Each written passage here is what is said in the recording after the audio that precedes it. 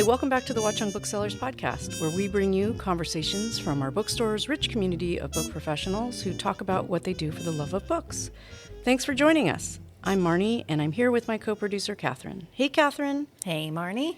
And today, we are talking about science writing with Charles Liu and George Musser. Charles and George are both science writers, or as Charles calls himself, a scientist who writes books. We'll let him explain the difference. And they were the first conversation we recorded in the kids' room, and they were probably the most kid-like adults we've had so far.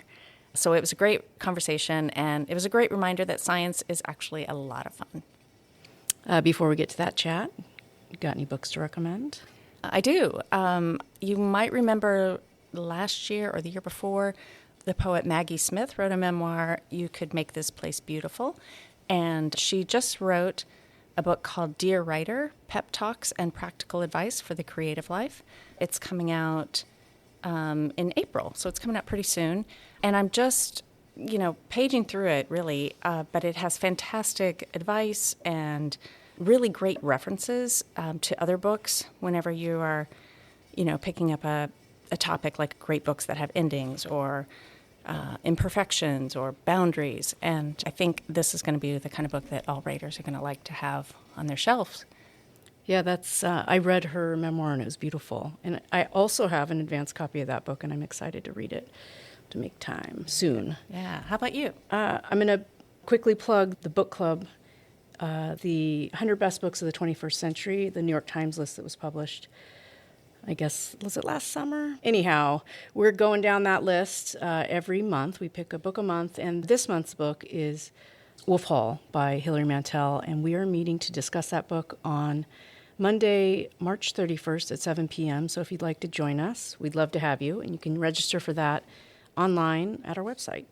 And then I'm double-dipping. I'm reading a book called The Passion According to G.H. by Clarice Lispector, and it's amazing, and it's rewiring my brain, and I invite anybody to get a copy of it at the store and read it with me, and we can talk about it, because it's blowing my mind. We could all use a brain rewind. Yeah, it's amazing. That's cool. Leave it at Super that. cool. And definitely I recommend it. I'm definitely going to join you on Wolf Hall. Cool. That's one of those books I've just Good. been a little intimidated to read. Yeah. I don't know why, but this is a good excuse for me to. Yeah. A couple people at the last book club were saying, people are intimidated by it, but you don't have to know the history. You can read it and still get a lot out of it and understand. Her writing's really accessible. So very good. I'm excited. Yeah. Cool.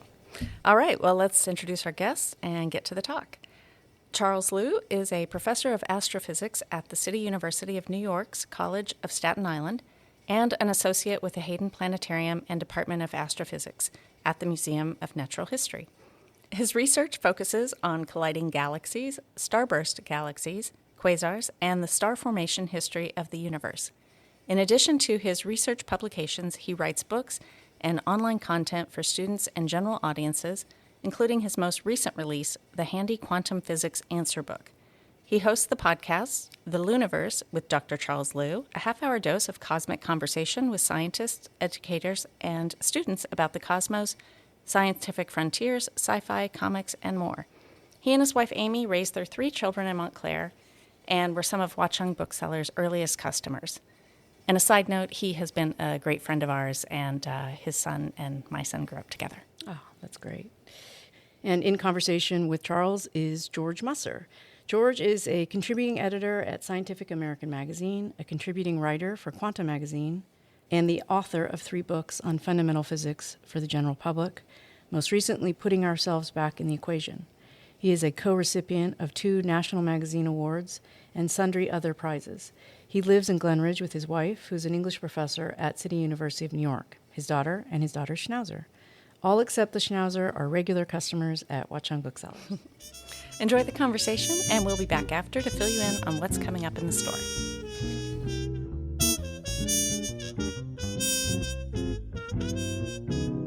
Hello, George. Oh, Charles, what a pleasure. I know, right? Everybody, hi. We are here in the kids' room of Watchung Booksellers here in Montclair, New Jersey. And this has been a wonderful, wonderful place for me and my family ever since we moved here in the 20th century. But I am very, very happy to be talking with you today, George, because we haven't talked in a very long time and we have many, many things to talk about. And I need to learn from you all the cool stuff that I can in the next few minutes. Likewise, well, I wouldn't be here if it weren't for that. Oh. Now, 20th century, that was the one with pterodactyls? Yes. I know, right? Danny and the Dinosaur. That was one of my children's books. Wow. I like the Danny Dunn series. You remember Danny those? Dunn? Sure. He was. They got he to a was, smallifying machine where they Yes. made them into these teeny creatures that couldn't Oh. break the surface tension of the Yes, water. So I yes. learned about surface tension. Yeah, Danny Dunn was like a wonderful way to get introduced. If I remember correctly, Danny Dunn also had a sidekick friend that came along with, and Danny Dunn was a child whose father died young, and mother worked for a professor, and the professor loved him as if he were his own son, and then they learned all kinds of scientific and other adventures and things like Usually that. misadventures. Yes, of various Like when they're attacked by kinds. spiders, when they're shrunk down to size. Yeah, and all great those stuff things. like that. No, love I love that. But that was the kind of book that I read when I was a kid. But Me too. I didn't read a whole lot when I was a kid. Did you read a whole lot when you were a Wait, kid? didn't read a whole lot? No, No, you you're know- confessing now. No. See, here's my problem. I have a very short attention span. Squirrel. Sorry. See, it's That really was a joke, by the way, audience.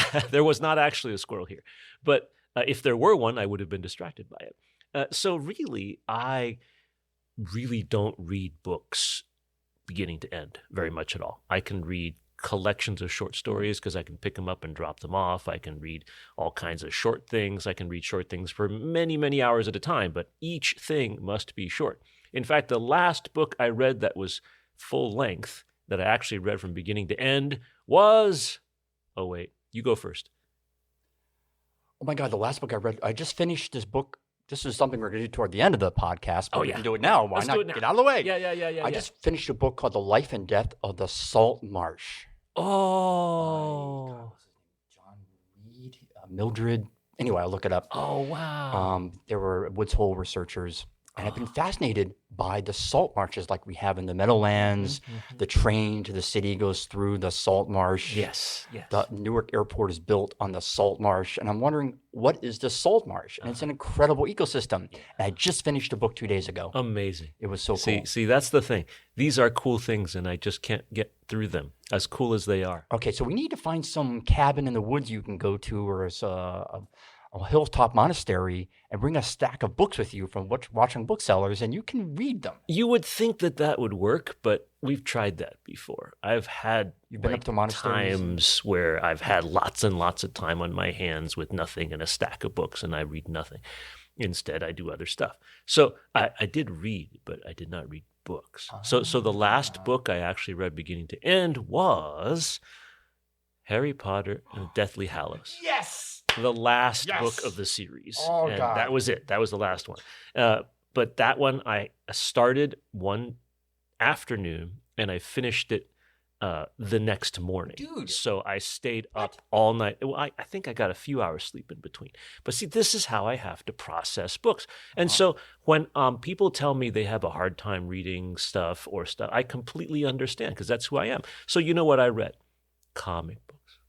Okay. Comic books. See, I am the comic book guy. So my family, they were very kind and they let me do my thing, but it was sort of like, wait, you are, this science person, this school person, this writer person, this music person, whatever, and you read comic books? And I'm like, yeah, that's my speed. That's my jam. That's my vibe, as they would say now in the 21st century, right? So that's what I have, comic books. So you were rewired by social media before there was social media. To some extent, yes. Although that's a conversation that will last way longer than the amount of time we have here. But not because we're so distracted. That's right. Social media is only distracting because we let it be. Mm-hmm. And we have allowed ourselves to become that kind of distracted society. And It's not necessarily good or bad. It just is. I myself am just wired for distraction. Squirrel. No, So- humans are. This is yeah, a human thing. uh-huh. It's not you necessarily. You maybe more than other people, but we're all distractible. You know better than I do, because this is a thing I wanted to get to you right away with you, George, because you see, I write about science, but actually what I am is I'm a scientist that happens to write about science. Right? Now, you are a journalist. You are a trained writer. You are a true writer who writes about science. And so your perspective about this is way different from mine. I'm just kind of like, oh, check out all this cool stuff that I've learned. I want to share it with you all because I think it's really neat, right? That's sort of my attitude. But you're like, folks, here is something you should know about, and here is how I'm going to let you know about something that is really, really interesting, valuable, necessary, etc. Right? So you're coming from a different direction. You're immediately trying as a goal to reach your reader, whereas I'm sort of more like scattershot. I'm just like, hey guys, check this out, right? And then the reader comes or not. I don't know if we're so different, though. Oh, yeah? I mean, I think that's ultimately why I'm writing. I'm certainly not doing it for the money. That would be a mistake. God, it's like, do not go into the profession of writing, journalism, or science even if you want to get rich. I do it because I'm fascinated by the universe. And the universe, speaking broadly, not just astronomy universe, the universe of science. And I process that and I put it out. And I hope people will respond. And so, my background's actually in astronomy. I don't know if you knew that. I have my degree. I'm a degreed astronomer. I'm a AAS member, in fact. That's what you told me a long time ago, you see. I think our first meeting was actually at an American Astronomical Society. I was trying to debate, was it there or was it the Museum of Natural History? It could have been there too. I don't remember. Yeah. The American Museum of Natural History, where I have spent a lot of time over the years. My recollection is that you've just always been around, George. I mean, we have intersected time and again and time and things like that. We're like those characters in Next Stop Wonderland, that version, where they kept intersecting until the very end. We have intersected and parted and intersected again. Something like for that. 20 odd years. Yeah. Very odd. Yes, odd years. But you know what?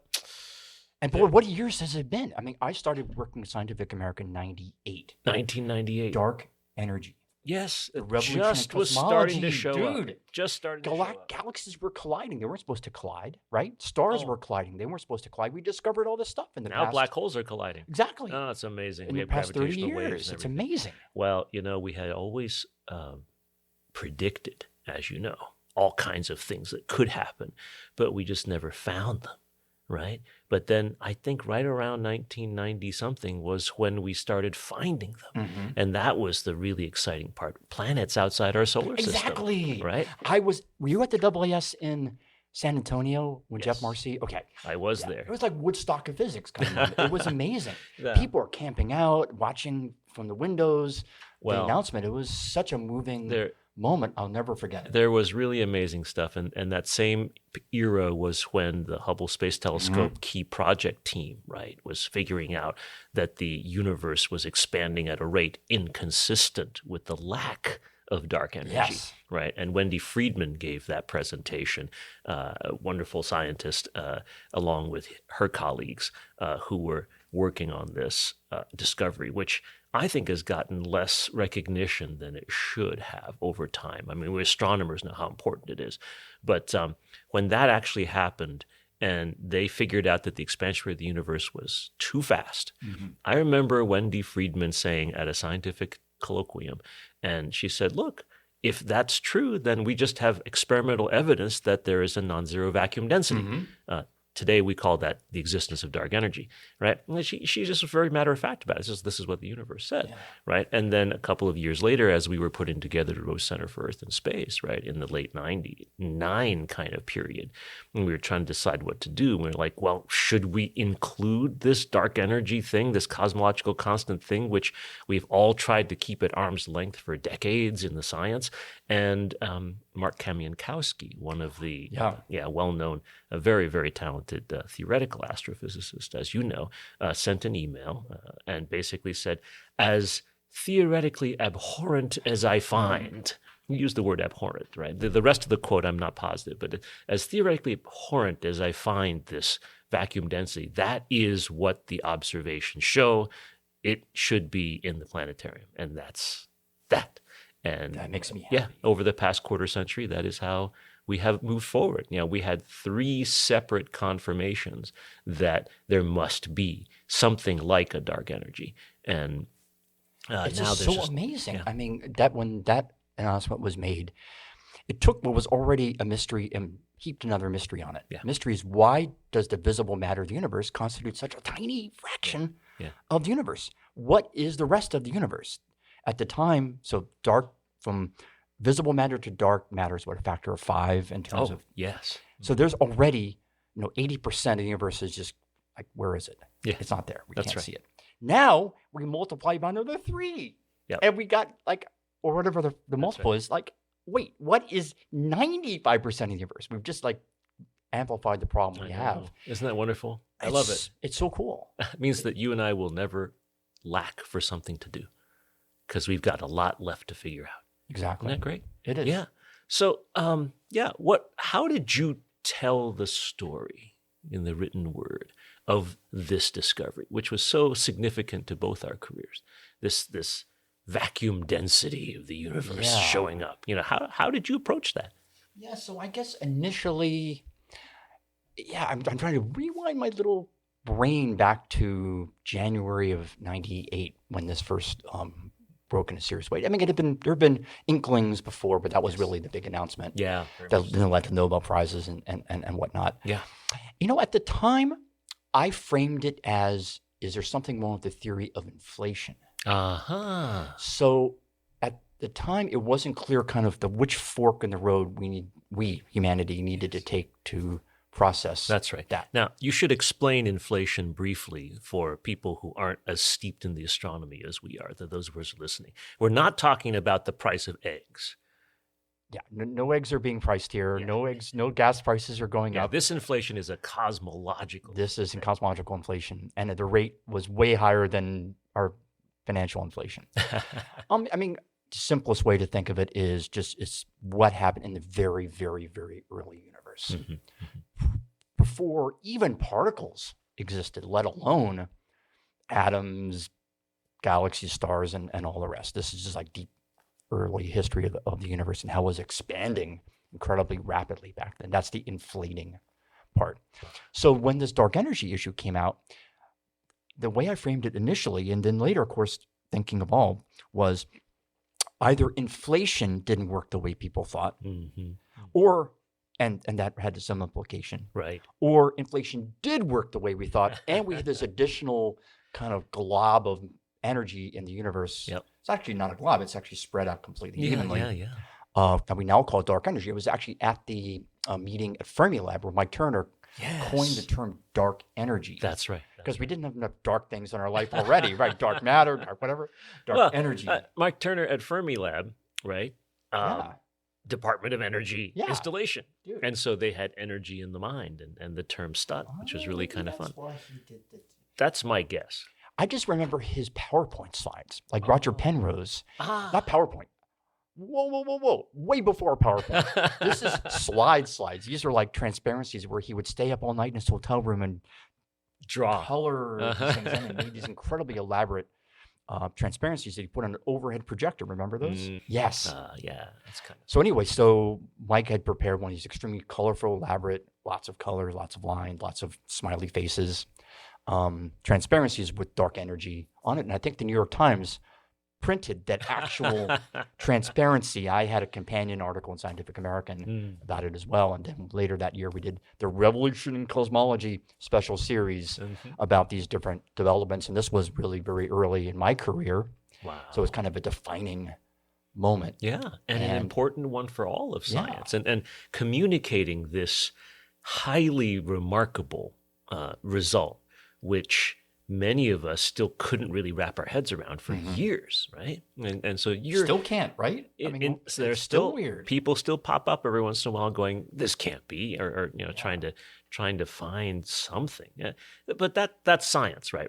when you establish At a its best, scientific yes. theory, right, you're always testing it to make sure that you got it all right. And if you missed something, then you have the opportunity to improve the theory, right? With Isaac Newton's theory of gravity, which was improved upon with Einstein's general theory of relativity, and who knows what will happen next if we have to build in all the rest of this stuff into cosmology, right? Yeah, and it's just, I mean, it speaks to both the smallness and the bigness of the human. Yeah. Because on the one hand, we're teeny, universe big. Oh, yeah.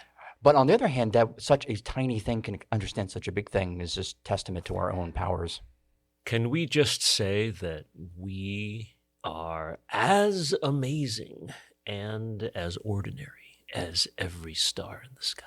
Heck, I go galaxy in the As sky. every Yeah, galaxy I bump in it the up. cosmos. Yes. Yeah, it is pretty amazing to think that, Yeah. right? And it really helps. I don't know if your professional training led you to this also. I really feel that doing astronomy has helped me feel really good about life in general. I mean, things can suck, right, on any given day and any short-term thing, but the Earth keeps spinning, the sun keeps rising, and we are still in this universe that will go on and on and on no matter what.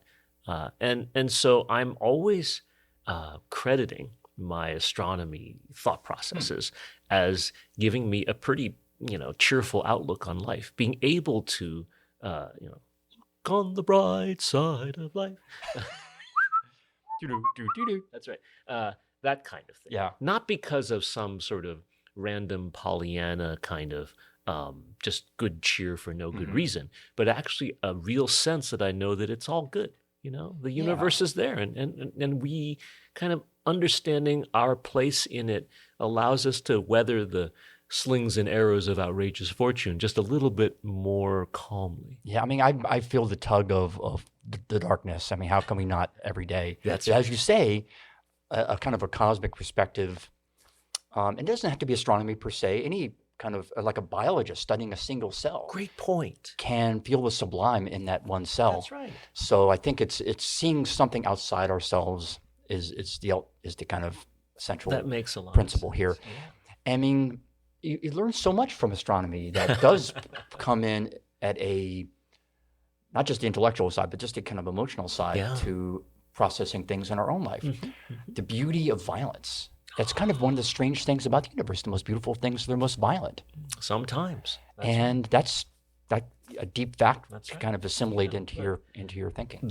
A star like our sun, which isn't by any means one of the brightest in the galaxy or the universe, still produces more energy in 1 second, right, than our entire human civilization has by many, many, many millions of times. And so that kind of tremendous energy that's out there, it dwarfs us. It humbles us, and it also inspires us, doesn't it? So I have one daughter, and the three of us, my wife, daughter, and myself, always used to play the game, what's our favorite planet? Wow. And my daughter chose probably Saturn because rings. I mean, how can you not like Saturn? My wife chose Jupiter because it's colors. And for the longest time, I chose Mars. Because Mars is cool. Maybe one day we can terraform Mars and live there. Though the sheen's gone off that a little bit lately with some of the advocates of that system. But I do think that that's a trajectory. But you know something? I've come to think Earth's my favorite planet because Earth is so special. Yes. It's not only the abode of life, but it's just a beautiful, beautiful world. And I think when you see how many bad, shitty worlds are out there in the solar system, like asteroids, much as I love asteroids, Vesta's one of my favorite, actually. They are not places you want to raise a family. No, it's cold as hell. Right? Yes. In fact, And it's there cold wouldn't as be hell. anyone there if you did. And I think it's gonna be a long, long time. That's right. Before we head on out there. Elton John, Rocket Man. How many musicians have been inspired by the work that we have been able to do or to study in astronomy, like in space and everything like that? How many authors, how many musicians, how many just people. So he's you asking know? how many maybe I should take. I mean- 1,300,002. No, I have Minimum, no idea. Lots. minimum, Yes. right? But it's Yes. so true. It's because it's something beyond us. It's something larger, perhaps even unreachable in a physical sense, which gives us the opportunity to reach it on a more sort of intangible and possibly even more sort of fulfilling sense, right? So do you know the cosmologist Sean Carroll? Yes. First, I'm an admirer of his science Mhm, and mhm. of his many books. Yes. And those would be other books to consider for the Watchung reading list as well. Oh. But he once told me over a breakfast at a conference Mhm. that he didn't think physics really did much for humanity, Oh. or cosmology did. I don't remember, Sean, if you're listening, I don't remember exactly your phrase, but and I wrote a blog post in response and said, Sean, I admire you, but I think you're wrong on this. I think the pure science is so important to understanding our place in it, even in everyday life. Mhm. I can't even imagine going around living today without the knowledge that we're part of a larger solar system. We're not the center of the universe. We're part of a larger system that's part of a larger galaxy. It's part of a cluster of galaxies and all the way out. Right. That knowledge about my place in the universe informs me minute by minute. That is cool. Maybe not like literally. You think about the Roman Empire? Yeah. How often do you think about the Roman Empire? How often do you think about the galaxy? I literally do think about the galaxy every day. Isn't that cool? Roman Empire every couple weeks.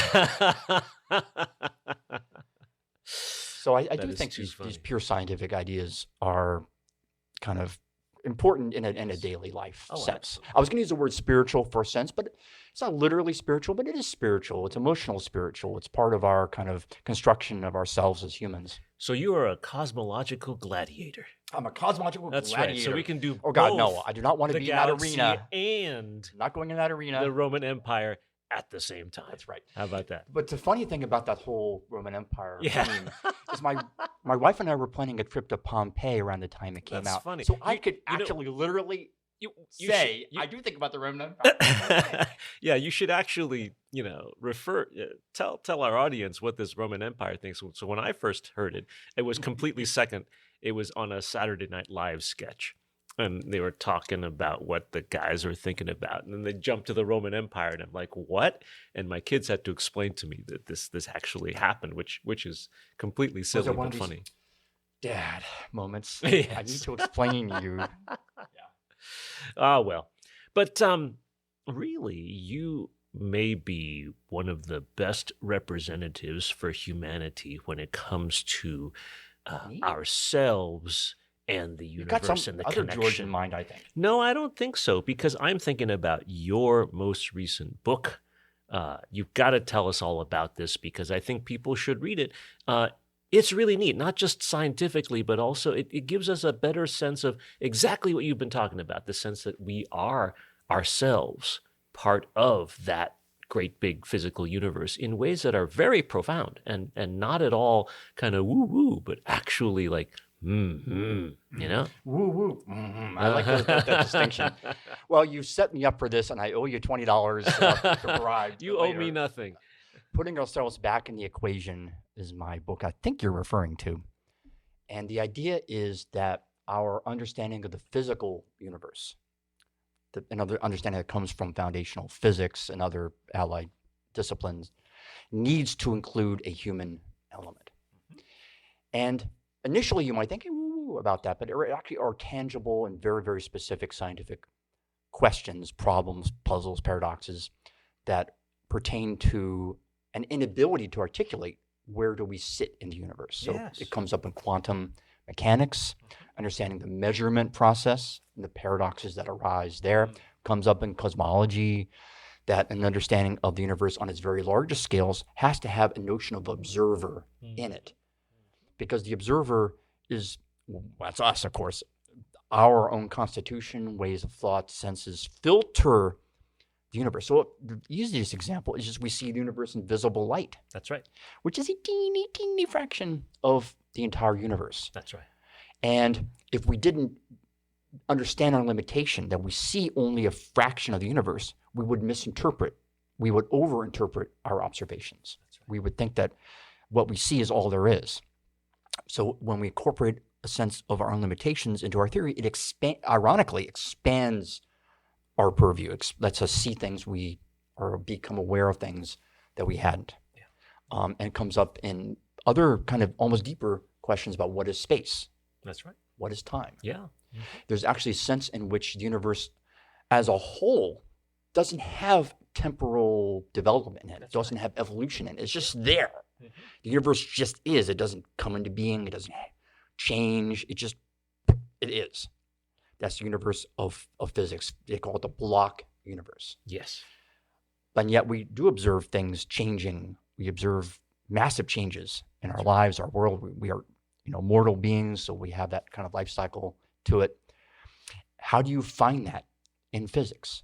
You need to understand where we sit in that, and you can actually, and there's theories about this, understand time as the internal perspective. Right. If you're in the block, what does the block look like when you're in it?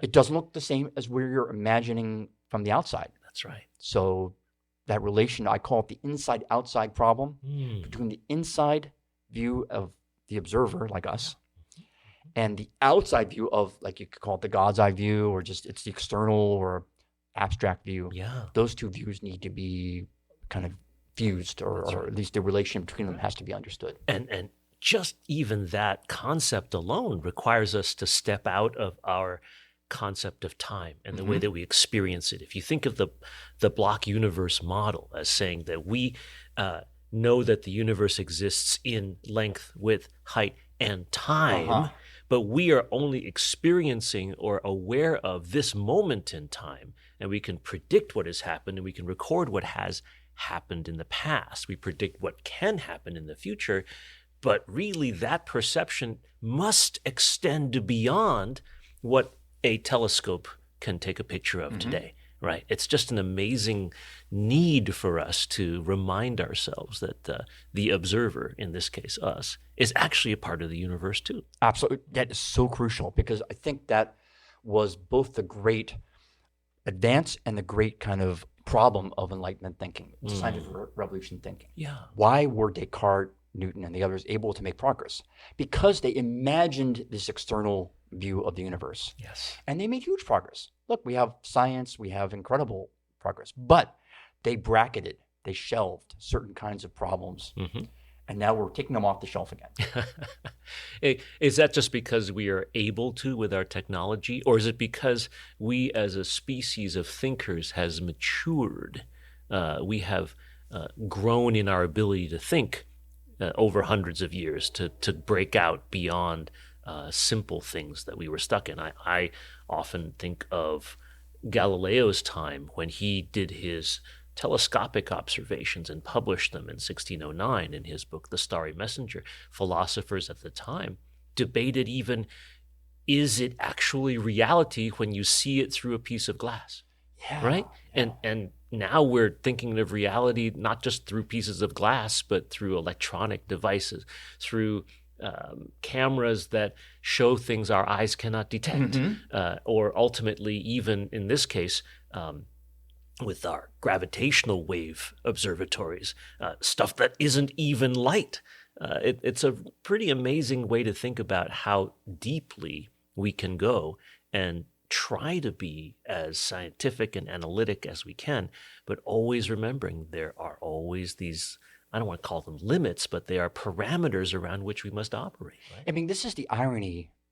Science has many ironies. Yes. This is one of them. Yes. That to make progress, you need to know your limits. A man's got to know his limits. What's that thing I'm alluding to? I don't Man's gotta know remember. his limitations. Oh, no. I should know this, and I don't. Yeah, you're No. pretty good on these kinds of quotes. I am, but not this one. Okay. Maybe because maybe I don't do limitations very well. Yeah.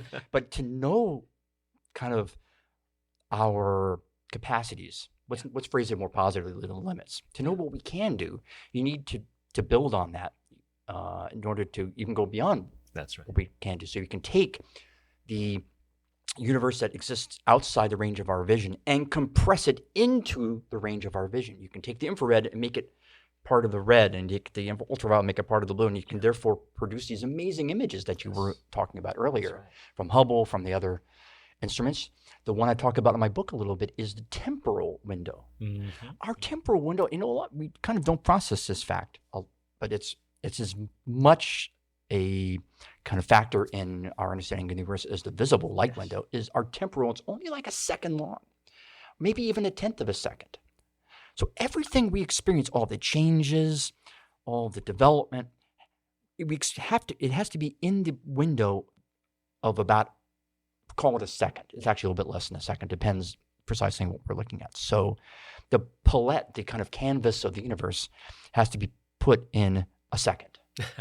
Even if it's 1 billion years long, we can't perceive the change unless it's down to a second for us. Or if something is faster, we have to move it into the second range. Yeah. So I think that by being cognizant of that, we can transcend that limitation of our kind of cognitive apparatus. That's right. Now that we can simulate the changes that the universe has experienced from almost the Big Bang to the current day, billions of years compressed into movies just a few seconds long. Exactly. Each frame has to be something that's run, I guess, whatever, 24 frames a second or whatever the frame rate might be. That's right. But that's so we can perceive it in the little teeny window that we have available to our cognition. Yeah. I love that. And, to bring it back to a bookstore, because that's where we are, books are a way we transcend our time limitations, isn't it? I think so. We are able, perhaps like better than elephants, for example, right, to convey information to the next generation. Elephants right? are pretty good. They are good. They have a culture and everything like that, but without the written word, true. they can transfer information only as long as there's an unbroken chain of verbal communication, right? We can rediscover things from people who have long gone because they put something down on a completely objectively existing medium from which we can draw, even if we had no actual connection to that individual ever. I think that is what makes the printed word and all of its variations in the modern technological times that much cooler. Right. I mean, walk into a bookstore is like a candy store. It's like a museum, and it's like a carnival, and it's like a library, not just of books, but like of everything that you want to do or wish you could do or wondered what could be done or to be thought about. Yeah. It opens everything to the power of literacy is so, so important. And we should remember that, right? We should keep that in mind. Absolutely. I mean, this is why we do what we do, right? Yeah. Okay, I've got a somewhat deflating thought I want you to reflate for me.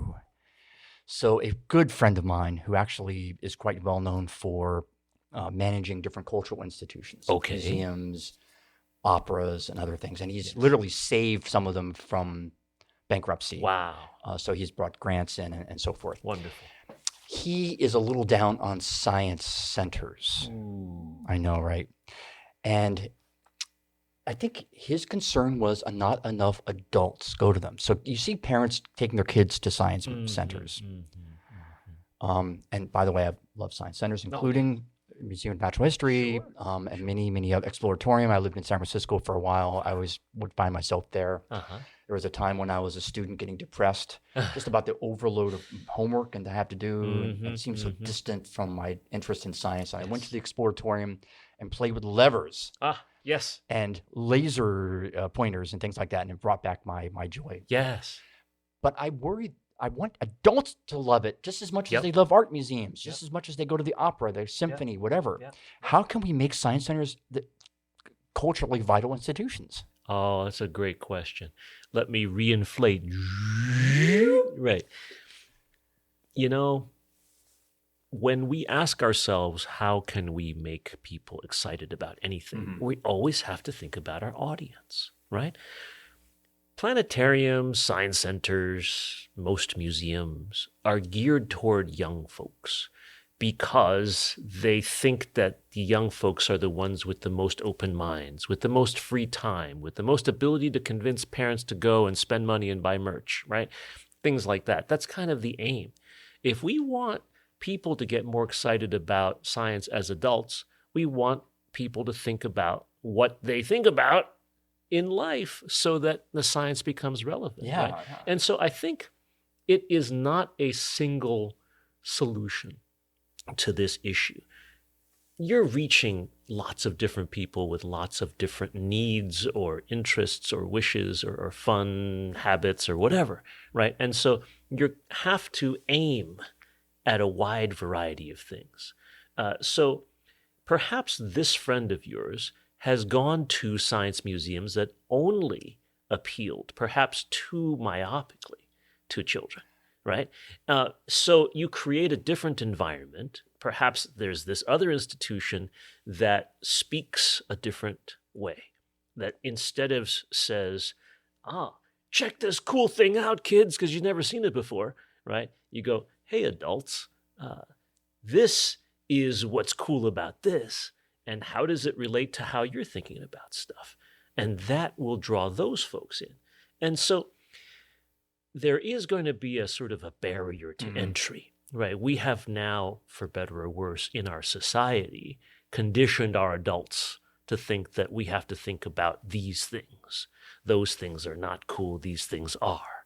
But we can slowly but surely remove those barriers as long as we're willing ourselves as educators, as museum designers, as communicators, to bridge communications ourselves and to think that way. I think that's where we're going to be most successful going forward. So I wouldn't lose any hope. There's still plenty of people who care about this stuff as adults. We just have to convince them that it's okay, right? And that requires a little bit. They can go to that museum without the kids in tow. Heck yeah. Yeah. Let's go super geeky and go to Dungeons and Dragons. Okay, D&D. I don't know if you played it when you were a kid. I played it when I was a kid. I did. Guess what? My kids are playing it. And there was recently a Dungeons and Dragons live performance at Madison Square Garden. No. It sold out That's so cool. in hours. Tickets went into the hundreds and hundreds of dollars because people wanted to watch their favorite D&D players get it on. And it was so interesting because members of my family went. And we got really interesting. I was so amused by this. The lines for merchandise, sweatshirts, T-shirts, dice, whatever, out the door. They ran out of materials very quickly.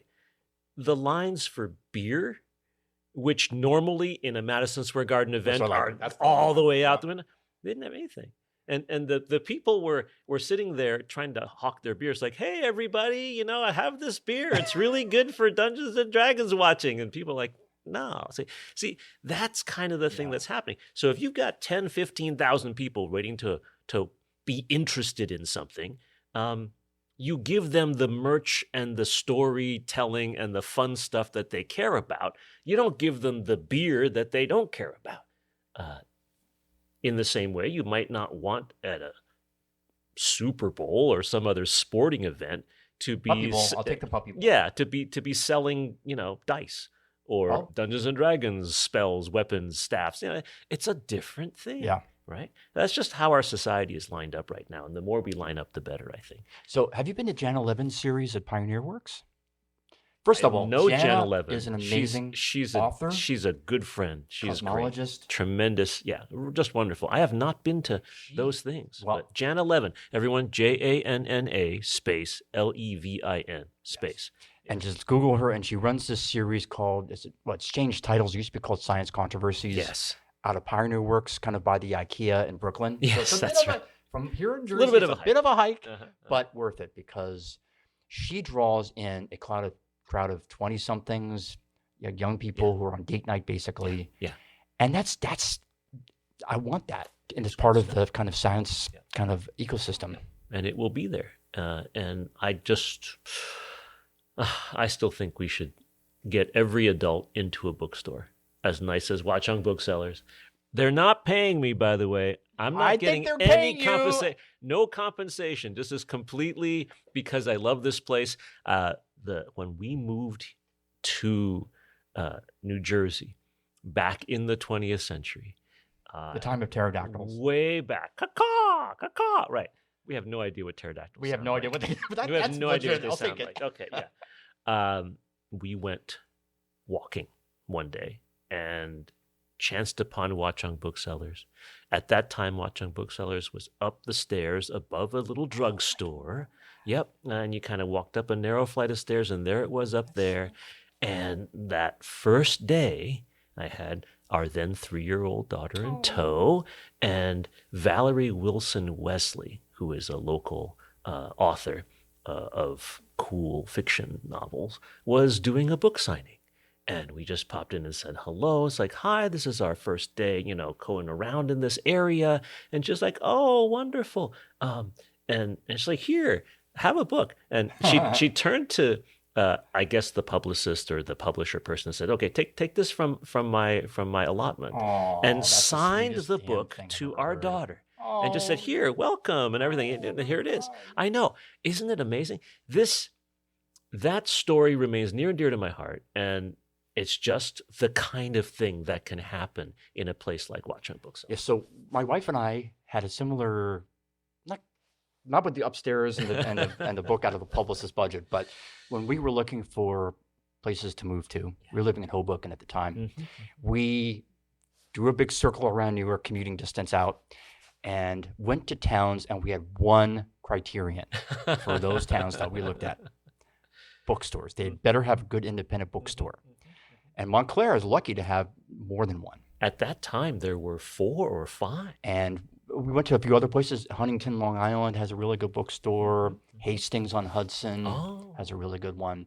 But you can actually track like a constellation of bookstores around the New York area that we went to, and we landed here. Isn't that something? And we were so fortunate to have more than one option. Yeah. So really, I mean, this is our way of just saying, hey, Watchung Booksellers, thanks. Yep. Yeah. But right now, I guess we got to go. We do? I I'm so know. sad. I know. Isn't it a bummer? That's okay. Kathryn, make sure to have us back, okay? But yeah, Kathryn's really cool, and so's Margot and Marnie and all those wonderful people at Watchung Booksellers over all these years. You guys rock. Thanks for having us. This is fun. This is super Yeah, fun. yeah. What a love fest, too. Great excuse to chat with you after May there be all more. these years. Many more. Yes. All right. Thanks, George. Bye, Charles. Bye. Thank you, Charles and George, for being on the show and for reminding us how fun science is for grown-ups. Listeners, you can find a link to their books and all the books they talked about in our show notes and at watchungbooksellers.com. We hope you'll join us for these upcoming author events. On Saturday, March 15th, the Montclair Public Library is hosting Anna Quinlan in conversation with our friend Elizabeth Egan to talk about her new novel, After Annie. And on Sunday, March 16th, Tara Lazar and Anna Raff host our Sunday afternoon story time in the kids' room with a reading of their picture book, Party Animals. And on Wednesday, March 19th, we welcome best-selling author Ben Wallace to discuss The Mysterious Mr. Nakamoto, a 15-year quest to unmask the secret genius behind crypto, with author and former guest Jason Tanz. The following night, March 20th, we host Marcy Domansky for the release of her latest novel, Hot Air, in conversation with Laura Sims, also an author and former guest of the show. You can get details and purchase tickets for all these events through our newsletter, show notes, or at watchungbooksellers.com. The Watchung Booksellers podcast is produced by Kathryn Counsell and Marnie Jessup, and it's recorded at Watchung Booksellers in Montclair, New Jersey. The show is edited by Kathryn Counsell, and original music is composed and performed by Violet Mujica. Art and design and social media by Evelyn Moulton. Research and show notes by Caroline Shurtleff. Thank you to the staff at Watchung Booksellers and the Kids Room for all their hard work and love of books. And thank you for listening. If you enjoy the show, please like, follow, and share it.